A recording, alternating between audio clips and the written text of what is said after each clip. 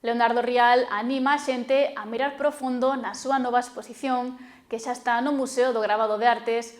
Coas súas obras representa os oficios do mar dun xeito moi conceptual. O Museo do Gravado de Artes é un dos puntos máis dinámicos da cultura do Barbanza, con numerosas exposicións e actos que acolle ao longo do ano. Este mes de abril presentou xa dúas mostras, xa que tras ediciones de Stan 1988-2020 José Sevillano, foi a quenda de Leonardo Rial con Mirar Profundo, que xa loce nas paredes da galería dende o venres.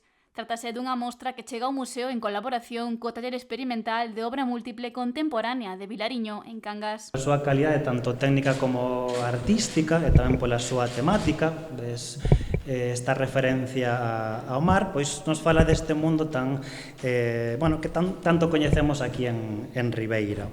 Leonardo, que está aquí con nós, natural da vila mariñeira de Cangas, representa a través desta obra os oficios do mar dun xeito vedes moi conceptual, non? Dun mundo que sempre lle foi propio, o seu pai era mariñeiro, entón isto fai que represente con esta sensibilidade tan persoal o mundo artesanal e valéndose tamén da riqueza e das posibilidades que nos ofrece, sabedes, o mundo do gravado. O propio artista afondou no seu traballo e afirmou que se trata dun homenaxe aos mariñeiros que se dedicaron á pesca de fondo, especialmente ao seu pai.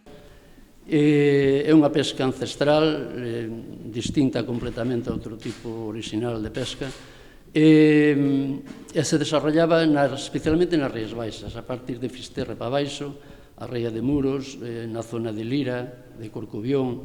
Esta pesca consistía en unha gamela, uns remos,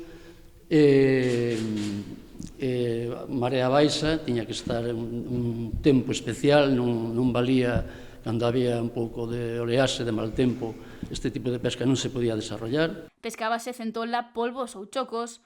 Foi co seu pai a pescar cando era máis novo, pero el non vía nada do que lle comentaba o pai, xa que se quedou coa transparencia das augas. Foi un cabalo de batalla para min, cando empecé a pintar, iría intentar buscar esas transparencias, pero non as conseguía, non conseguía o que eu buscaba. Cando descubrín o gravado por mediación de Raimundo Orozco, un gravador cubano, pois descubrín xa, efectivamente, era o que verdadeiramente buscaba. Esas transparencias as conseguín no papel, cos gravados. Técnicas distintas, deixar secar, volver outra vez a traballar, como ese tema que temos aquí ao lado, como estes gravados todos, son técnicas de carborundum, e aí conseguín o que verdadeiramente buscaba.